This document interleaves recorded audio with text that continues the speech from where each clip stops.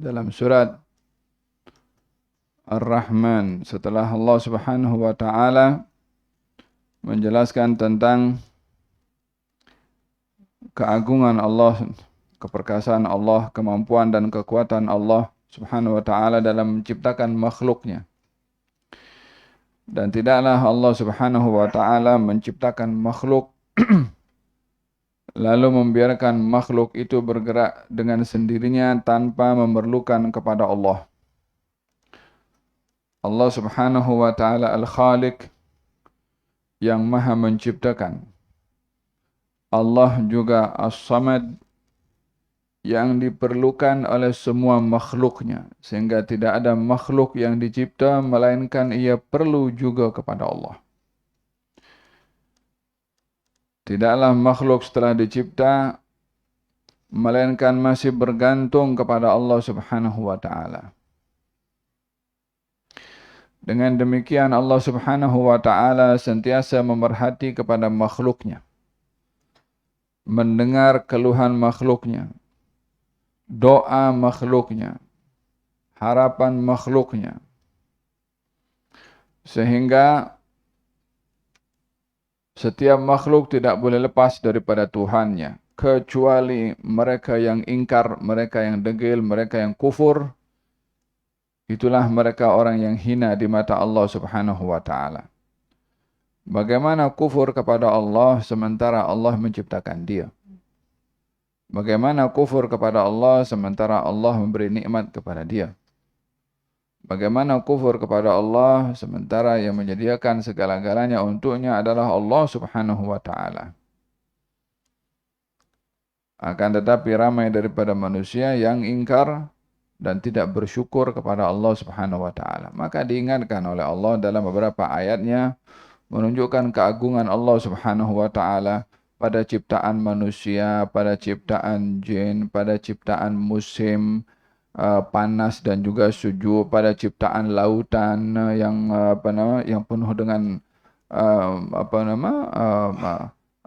kejadian yang menakjubkan, menciptakan apa yang diletak oleh Allah di dalam lautan daripada permata dan juga batu-batu berharga diciptakan oleh Allah Subhanahu wa taala, angin untuk membawa perahu dengan layarnya ke destinasi manusia yang ingin ditempuh dan dituju oleh manusia. Semua itu dicipta oleh Allah Subhanahu wa taala adalah untuk manusia. Timbul soalan dari Allah, fabi ayyi ala'i rabbikuma tukadziban. Berbicara tentang ramainya orang yang kufur pada nikmat. Kufur pada nikmat maksudnya adalah orang yang tidak mengakui kalau nikmat yang dia dapat datangnya dari Allah. Sementara Allah Subhanahu wa taala memberitahukan kepada kita, wa ma bikum min ni'matin faminallah. Wa ma bikum min ni'matin faminallah. Apa saja nikmat yang kamu dapat itu datangnya daripada Allah. Walaupun datangnya nikmat itu melalui manusia. Sebab orang dapat nikmat sehat. Awalnya dia sakit, pergi dokter. Diberi ubat oleh dokter atau dioperate oleh dokter. Kemudian dia sehat. Adakah dokter yang memberi sehat? Dokter sebab. Yang memberi sehat adalah Allah. Seorang makan dan minum, haus hilang, lapar pun hilang. Siapa yang memberikan rezeki kepada dia untuk makan dan minum serta hilangnya lapar, haus dan juga dahaga? Allah Subhanahu wa taala. Yang beri makan kepada saya si fulan, yang beri minum kepada saya si fulan. Mak bapak bagi saya makan, mak bapak bagi saya minum. Mak bapak asbab, wasilah. Faham tak? Jadi semua yang kita dapat daripada nikmat datangnya daripada Allah Subhanahu wa taala. Adapun datangnya nikmat melalui manusia adalah semuanya asbab. Oleh hada di dalam Al-Quranul Karim ada diceritakan oleh Allah Subhanahu wa taala untuk kita mencari rezeki dengan kita bekerja dan berusaha. Walaupun Allah mampu memberi rezeki tanpa kita berusaha. Ya kan? Al-faidha qudiyatus salatu fantashiru fil ardi wabtaghu min fadlillah. Kalau kamu sudah selesai salat Jumat, pergi bertebaran di atas muka bumi, kamu pergi cari rezeki. Pergi mencari rezeki. Enggak dijadikan lautan oleh Allah Subhanahu wa taala untuk kita mencari rezeki daripada apa yang ada dalam lautan, baik itu ikan atau keperluan-keperluan yang lain. Litabtaghu min fadlih. Wa ja'alna lakum mawakhira litabtaghu min fadlihi wa la'allakum tashkurun. Faham dong? Hada perintah dari Allah untuk mencari rezeki, asbab. Allah bagi rezeki tanpa sebab boleh. Siti Maryam ada dalam biliknya, tak bekerja, tak pergi cari makan, tak pergi apa. Allah hantarkan makanan dalam situ. Nabi Zakaria tak hantar, tak ada siapa hantar, dapat juga rezeki. Dan kalau rezeki boleh didapat itu dengan sebab atau tanpa sebab, ianya menunjukkan kuasa Allah boleh memberi rezeki dengan sebab atau tanpa sebab. Walaupun kita diperintahkan untuk mencari rezeki dengan sebab, Allah yang suruh, tapi tak boleh bergantung kepada sebab. Di dalam Al-Quranul Karim Allah Subhanahu wa taala menceritakan tentang orang-orang yang banyak diberi nikmat tapi dia kufur pada nikmat. Kufur itu bukan bermakna hanya orang yang tidak beriman kepada Allah, tapi kufur itu adalah orang yang salah menggunakan nikmatnya Allah, itu dikatakan kufur nikmat. Walaupun bukan kufur agama, kufur nikmat. Wa idh ta'adzana rabbukum la in syakartum la azidannakum wa la in kafartum inna 'adzabi lasyadid. Ketahuilah kalau kamu bersyukur maka Allah akan tambahkan nikmat. Kalau kamu kufur nikmat, maka Allah akan mengadab kepada kamu dan adab Allah adalah sangat pedih. Dalam hadis qudsi Allah Subhanahu wa taala berfirman menceritakan tentang kata-kata langit. Langit berkata, "Ya Rabbi idzalli an akhira ala bani Adam. An ahbita ala bani Adam faqad ta'ama khairak wa abada ghairak." Ya Allah, izinkan aku untuk aku jatuhkan diriku kepada manusia ini. Mereka makan nikmatmu tapi mereka kufur kepadamu. Gunung Ganam mengatakan, Ya Rabbi idhalli ana khira ala bani Adam, faqad ta'ama khairak wa abada ghairak. Ya Allah, izinkan aku untuk aku cabut diriku dan aku jatuhkan kepada anak Adam. Mereka makan nikmatmu tapi mereka tidak menyembah kepadamu. Ini kufur nikmat. Berbicara tentang ramainya manusia yang mendapat nikmat tapi kufur kepada yang memberi nikmat. Makan nikmatnya Allah, rezeki yang kasih Allah Subhanahu wa taala, yang bagi kepada dia kenyang Allah taala, yang bagi segala-galanya adalah Allah taala. Macam mana tidak berterima kasih, tidak bersyukur kepada Allah Subhanahu wa taala? Maka idza kunta fi ni'matin far'aha fa innal ma'asi tuzilu an-ni'ama. Kalau kamu diberi nikmat, bersyukurlah kamu. Karena kufur kamu pada nikmat menyebabkan nikmat itu akan diambil balik oleh Allah SWT. Waliyadzubillah. Al-hadha berkenaan dengan bagaimana Allah menampakkan keagungannya dengan menceritakan tentang nikmat-nikmat yang diberi oleh Allah Subhanahu wa taala kepada manusia. Lalu kemudian Allah Subhanahu wa taala mengancam dan memberikan peringatan, sanafruhu lakum ayyuhas tsaqalan. Hai manusia, kamu yang diberi nikmat, kamu yang sudah ditunjukkan oleh aku, yakni oleh Allah Ta'ala, keajaiban ciptaan untuk beriman kepada aku, enggan juga untuk beriman, enggan juga untuk bersyukur, sanafruhu lakum.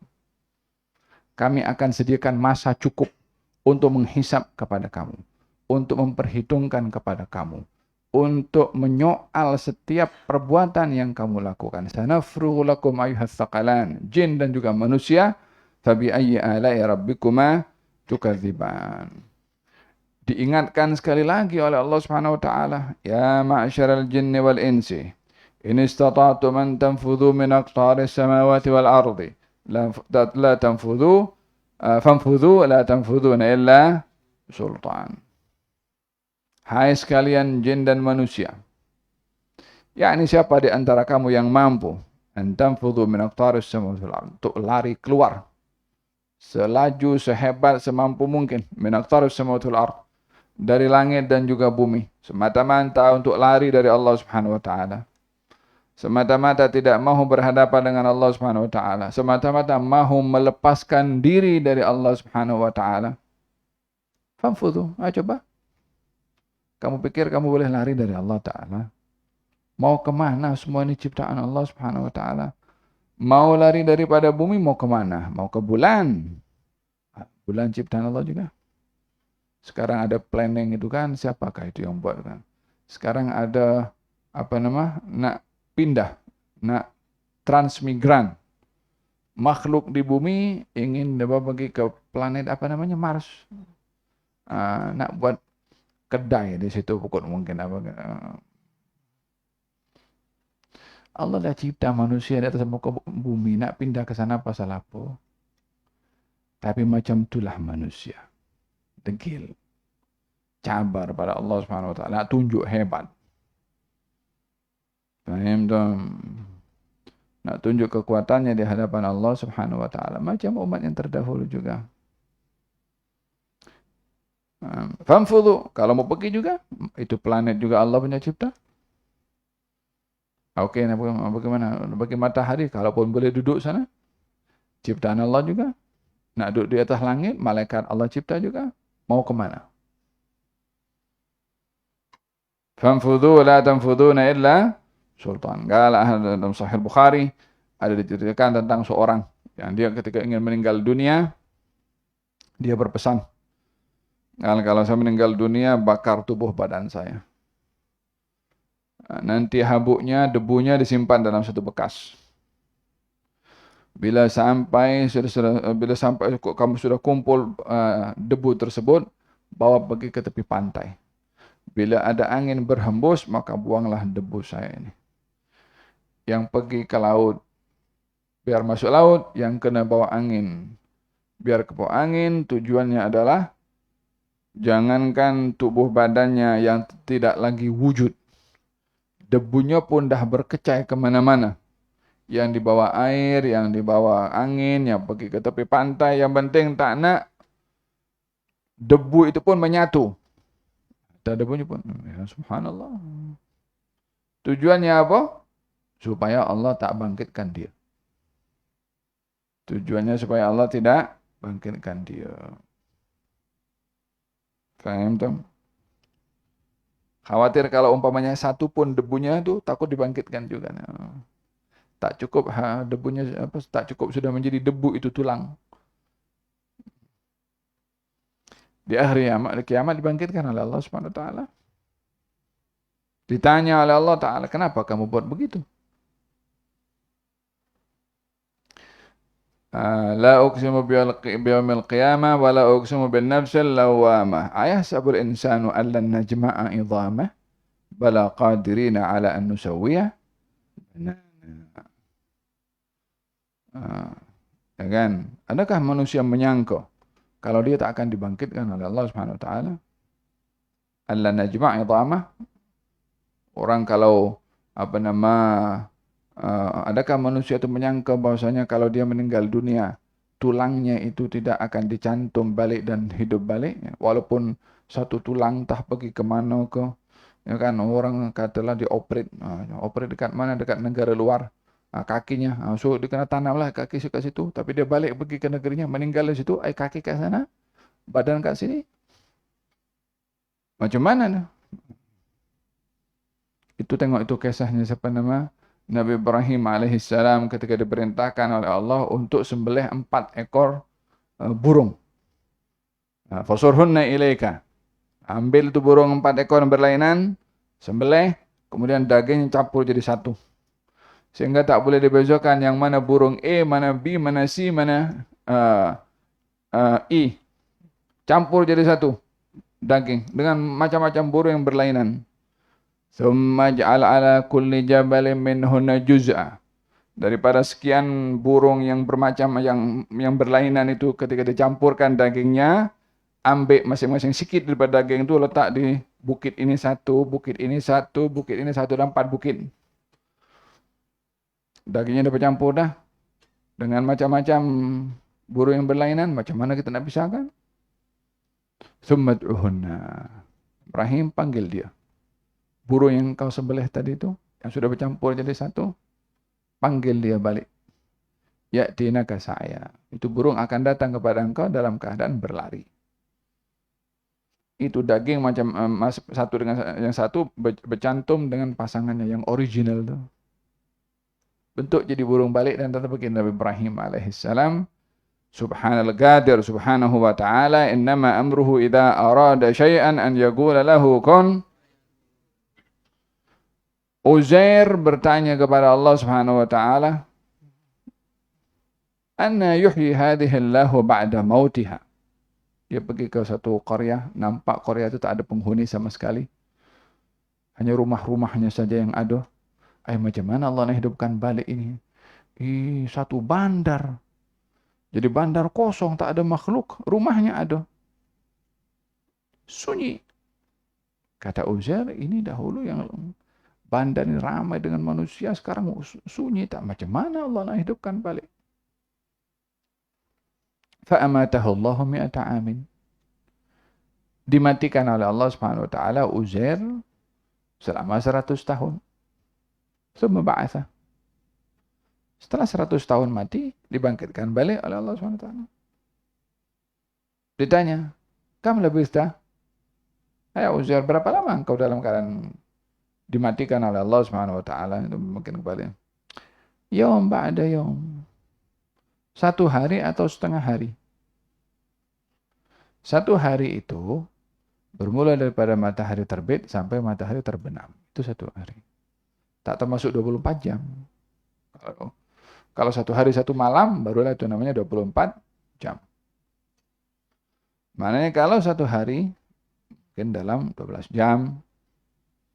Ditanya, berapa lama kamu dalam keadaan tidak sadarkan diri?